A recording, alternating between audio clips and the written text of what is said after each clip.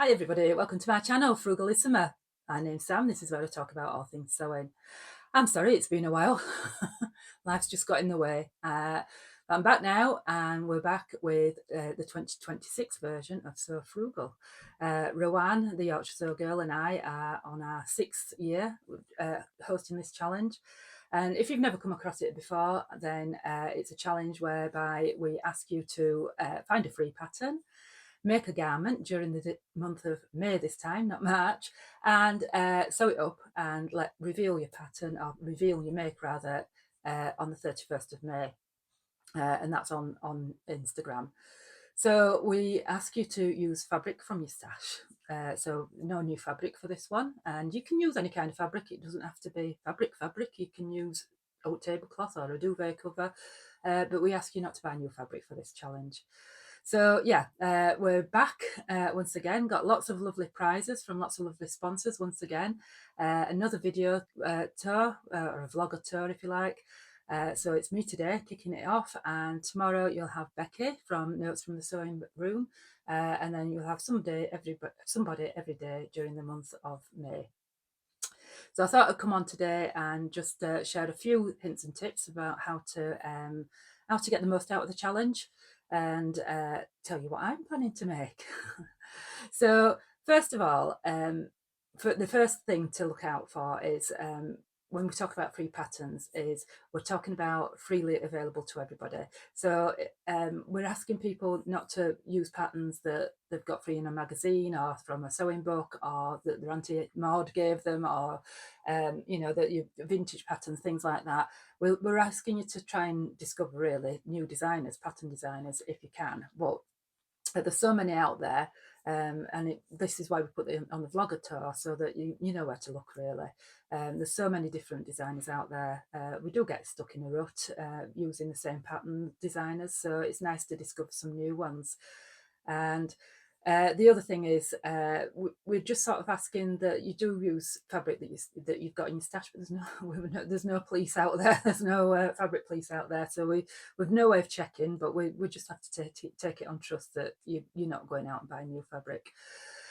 So one of the things that you need to look out for is quite a few pattern designers now have withdrawn their free patterns. So we've got Fabric Store, which were the linen company based in the US. Their patterns still available, but they're not freely available now. You've got to pay for most of their patterns now. The same for Peppermint magazine. All but about half a dozen now have been put on a pay-as-you-can basis.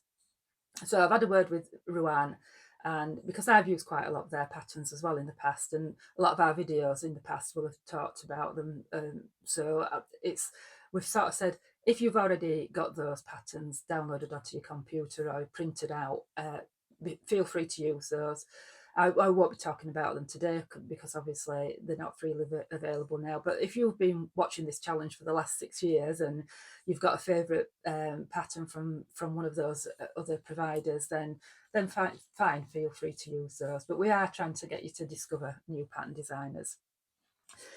So yeah, the pattern designers are at liberty to withdraw their patterns at any time, and rightly so. There's a lot of work that goes into them, so sometimes they might put them on for a limited period. They're often, they're there for a while and then they decide to charge for them. That's fair enough, isn't it? So long as you've got it when it was free. So that's one thing to look out for. The other thing is printing. Many of the free patterns, particularly some of the that I'm going to be talking about, they're only available as A4, which means some people just don't like the idea of sticking together A4 pieces of paper. Some of them are 40, 60 pages long. It's a lot. So I don't mind doing it actually, but there are a few pattern companies, there's a few pattern printing companies in the UK that provide that service. CLC Prints, which are one of our wonderful sponsors, and Flamingo Prints. They do what they call pattern stitching, which is where they put together the A4 pieces for you, digitally, obviously. They're not taping it. And then they produce A0 for you. So that's just a few hints and tips for you. If you aren't in the UK and you use a company that does the same service, or you've got a printer that prints a zero, put a message in the comments below for other viewers to watch or to see, and then they can use those services as well. So if you're in the US or Australia or whatever you're watching, or even the UK, if you've used one that you find really good, bob them in the comments and get so people can see them. So the other thing is that I did see somebody say that printing patterns can be expensive, but whether you've paid for your pattern or not paid for your pattern, if you've bought it as a PDF, you're still going to have to buy it. You're going to have to get it printed. I saw somebody on a Facebook page not long ago saying that they've been charged £6 odd or something I've quoted per sheet. You shouldn't be paying that much. I've paid about £10, including delivery, for the pattern that I want to do. I think it's £9.90. That's including delivery, and it was 3A0 sheets. So the other tip I was going to say is sometimes pattern designers include a lot of different variations, a lot of different sizes. So if you're only within a certain size range, say you're between an 8 and a 12, just print those ones off that you need. Get the variation that you want printed off as well. Because sometimes there could be a dress and a top and a skirt. I've printed something recently, and we're only ever going to wear the dress, so there was no point printing all the rest of it off. So that's just a way to save money as well. One thing that I get comments on quite a lot is size inclusivity. I'm trying to include patterns that what I'm talking about today, or companies, the resources that I'm talking about today are fairly well size inclusive. But sometimes you'll find somebody's put something together on a blog post and it's only, I don't know, 2 or 3 sizes. So I won't be talking about those today. But if it fits within your size range, that's absolutely fine, no problem at all. But sometimes the instructions can be a little bit. I don't know. Some people don't like the idea that instructions are on a blog post rather than written instructions, and I can see that. But my point is, sometimes you can't. When you're buying a pattern, you don't see the instructions at all. So at least you get to see the instructions and see how they're set out and see whether that suits your way of sewing, your way of learning, if you know what I mean. And if you struggle with them being in a blog post, sometimes there can be quite a lot of adverts within the blog post. What I tend to do is copy and paste it onto either a Word document or onto my notes onto my computer, and either print it off because I like to tick as I go. So I know some people like to do that. So that's just one tip for you. The other one is pattern testing. So some pattern companies don't have they're not tested as widely as they would be if people are buying the patterns. So that's just something that you need to look out for. I found if I've bought patterns, for example, on Etsy, they're not necessarily the greatest of instructions. Sometimes they're just a video, and there's no you don't know whether they've been tested on all sizes. So they might have just tested a couple of sizes up and down, but they might not necessarily have tested on the higher and the lower size range. So it's just one thing to look out for. So a couple of resources that I've used frequently and have found to be reliable. The first one is Mood Sewciety. They have got over 400 patterns, generally fairly fashion forward rather. Lots of prolific in how many they bring out. So they're bringing out 1 or 2, maybe three a month. And I find that they fit well, and the instructions are actually quite good. Although they are in that blog post format, I find them actually really good. The disadvantage is that they are only available as A4. But like I say, you can get pattern companies now that will stitch those patterns together, and you can get it printed as an A0. Smaller patterns, it doesn't matter if you have 20 pages to stick together, but I think for larger patterns it can be a bit of a bind, and it's your time as well, isn't it? The next one is Tiana's Closet. Again, lots of patterns on there, mostly for women. There are a few children's and a few men's on there, I think, but mostly like t-shirts and things like that. And quite a wide range of designs, I would say. It appeals to a wide range of age groups. Really nice patterns. I'm wearing one of hers today. I think this is a Nomi Ruffle sleeve blouse, little ruffles on here. This was made for So Frugal a couple of years ago. Find that they fit well. The only thing is that she puts the sewing line on as well as the cutting line on the pattern. So if you're printing multiple sizes, it gets a little bit confusing. So you are as well really just printing off the size that you want on there. But lots and lots of patterns to choose from there. The other ones that I tend to like are unfettered patterns. They again are quite fashion forward. In recent years, she's stopped printing, stopped being able to see the instructions. So for fairly straightforward patterns, that's not really an issue. There's a t-shirt dress on there that I've made that I could have made without instructions. That's fine. There's a few things on there that you might need instructions for. So that's just something to look out for. But the pattern itself, the actual design, and the download is free. And you might be lucky, you might find somebody who's done a sew along on YouTube for it.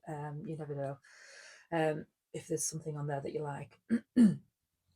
So the other one is thread loop. Now thread loop's fairly newish to me. I discovered it a year or two back. And that's a bit like a big data bank of different pattern designers. A bit like Foldline, except that with this particular data bank, you can get the free patterns there as well. So if you use the filters, I think they've got a free filter on there, and it'll bring up all the pattern designers that you've never heard of. If you don't want one that's from Mood, you can actually take that off. You know, if you know that certain pattern designers, you know, that's available, you can actually take that off the filter and just to get those downloaded. So this is, I think it's been designed. I discovered it first online, but I think it's been designed as an app as well. So I will link that below so that you can get it on the computer. But I've never needed to actually use an app for it. I've been able to use it on my laptop. Not everybody's got a laptop, I know, but I have. So the next tip is to find your favourite pattern designer and see if they've got any free patterns.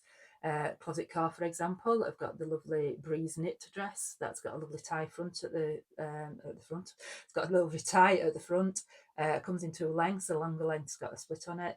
I think that's really lovely pattern. Maison Fauve, one of our lovely sponsors, they've got about 5 or 6 free patterns on there. The Tribeca blouse, for instance. They've got the pom-pom waistcoat, skirt, a couple of other free patterns on there. So if you go to your favourite pattern designer, and if they've got a filter on their website, if you just go from their low to high price range, it should automatically filter out the ones that are paid for. I'm not saying that every pattern designer's got a free pattern, but quite a lot of them do. You might be surprised that one of your favourite pattern designers have got something on there that you particularly like. The other one is Seam Work magazine. They bring out a free pattern every season, say. At the moment, they've got a lovely blouse, a Marlowe blouse. So it's just a V-neck, button front.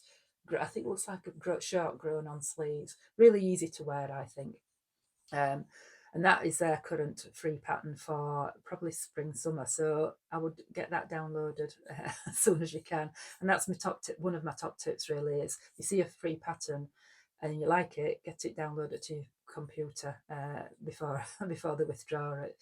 So Seamwork are a well-established independent pattern designers. Have been one of the first ones going, well-tested patterns, so you know that it's going to be well drafted. You know the instructions are going to be quite good as well. So yeah. And a bit of a shout out to some of our sponsors as well that provide free patterns. Waves and Wild, I've got a few free patterns on there, mostly for children. I think they've got some leggings and a little vest. Love Notions have sponsored us as well. If you go to her Facebook page, and there is a little code on there. You join the Facebook page, you've got to join the Facebook group, and there's a code on there for her classic tee, and there's two or three different necklines and different sleeve lengths. Again, a well-established pattern designer, you know that it's going to be well tested and the instructions are going to be good. It used to be the Laundry Day tee, which I've used. It's not that now. It's a different one. It's a classic tee, so it's not got the dress option. winter wear designs, winter wear patterns. They've also got a few free patterns on there. Again, you need to join the Facebook page. If you go straight to the website, looks like you've got to pay. If you go to the Facebook page and join, and then you can get the download their free patterns. Bobbins and buttons the same. She's got a really nice basic pattern. When you join her email list, then you can, she sends you the basic, and there's lots of blog posts of how to adapt to that pattern. That's a really good one. So what am I going to make? So I've dragged out the fabric that I'm going to make, and that again is another good tip. Start with the fabric, go to your fabric stash, see what you've got, see what you want to use, try and remember what you wanted to make with it in the first place. Excuse me. I've been to my fabric stash, picked out, oops, I haven't gone mad this year, picked out these. So we've got a really dark indigo blue denim. I think there's about 3 meters of that. And then this really beautiful spring green linen. Now this is a fairly recent addition to my stash. This one I've had a couple of years. And what I'm wanting to do is, I have seen a Lucy and Yak design called the Reagan jumpsuit, and I really fancied doing it, and that's why I bought the green linen early this year, and I was going to use another pattern, but luckily Mood Society have just brought out a new pattern this year, this week, called the Merit jumpsuit, which is almost an exact dupe for it. So the Reagan's got a collar, and it's got the zip front, 2 patch pockets, short sleeves, and then it has got an elasticated back. And then it's got some really deep sort of curved front pockets and patch pockets at the back. And then obviously the Lucy and Yak logo, and that's been made in a twill. If you go onto their website, there's all sorts of different bright patterns, and they've got this beautiful green one, which is what drew me in. But I'm going to make it, I'm going to twirl it first, obviously, and then I'm going to make it in the denim, which is my oldest fabric. And if I get time for the challenge, then I will make it in the linen as well, because I really liked that linen, that green linen jumpsuit, and that's the reason why I bought it. So the Merit jumpsuit is the same in the collar, the zip front, the patch pockets at the front. The Merit jumpsuit's got these 2 little zips at the front, which I'm going to keep. I think I quite like that design detail.